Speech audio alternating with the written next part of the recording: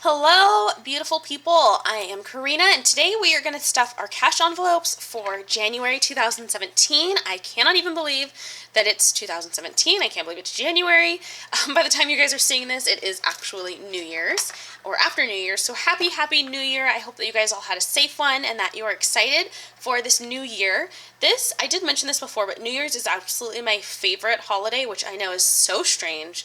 But I love it just because it's just such a great time for a fresh new beginning. And I've always been a huge goal setter. And so because I know tons and tons of people set goals at New Year's, it just makes me really happy and excited. So let's go ahead and get started. I do have my SavvyCents wallet here as usual.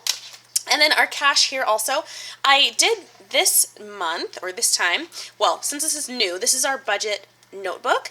And what I did, I actually fixed the font or the pen from the last video that you guys saw. So I went ahead and went over most of the orange with this black, and then I'll do the same for our sinking funds at the end of the month. But hopefully you guys can see this a little bit better. And I've just filled in some of the amounts for the first half of our pay period here, and I'll tell you guys a couple things before we get started.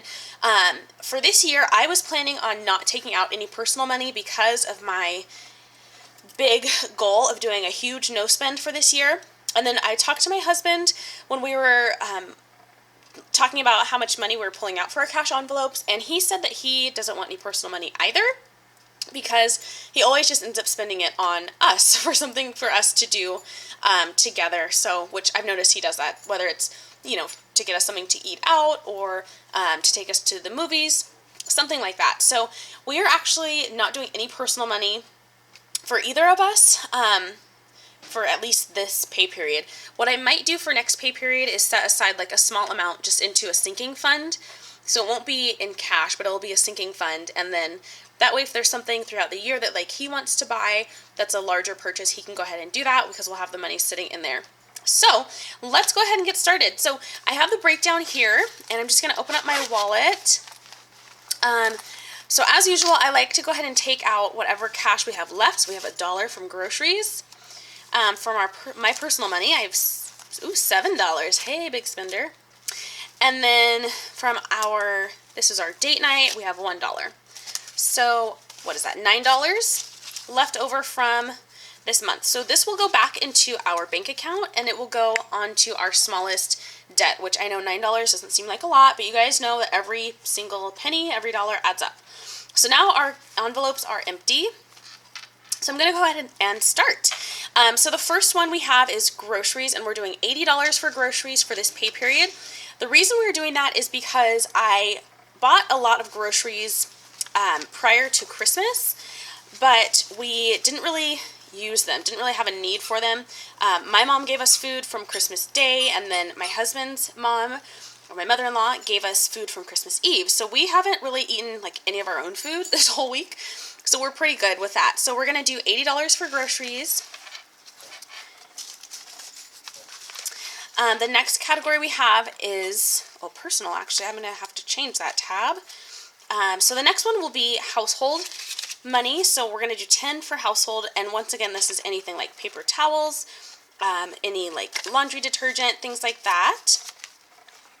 The next one is personal care, which again is $10. So these are any personal care items, deodorant, lotion, etc., etc. So I'm actually going to put that in the personal section, and I'll just know that now means personal care rather than my personal money.